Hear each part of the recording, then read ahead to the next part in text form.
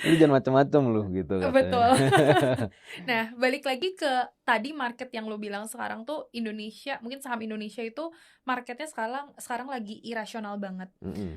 Kalau mungkin di instrumen lainnya yang kalau dari sepengetahuan gue yang dari kripto itu kita punya cycle.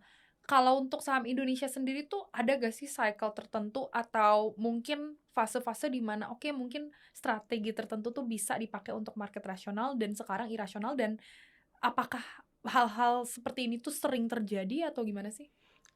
Ini tuh beberapa kali udah kejadian kayak kayak gini sekarang ya, tapi, scale-nya itu belum pernah segede sekarang. Mmm, Jadi banyak banget by the hour itu ada berita-berita baru yang bisa mempengaruhi besok itu bullish atau bearish gitu. mhm. Jadi sekarang, indeks kita itu posisinya lagi volatile banget.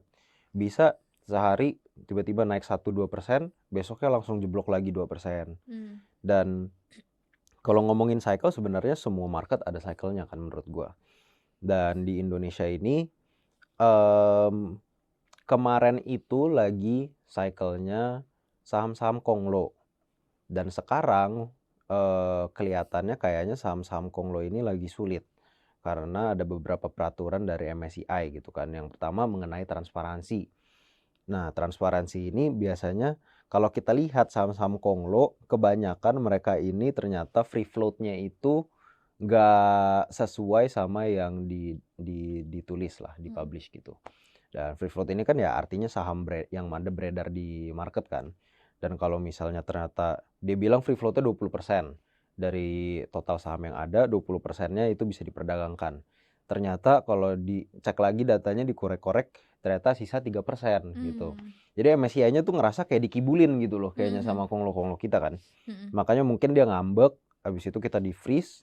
Nah, sekarang juga lagi ada yang namanya high concentration list.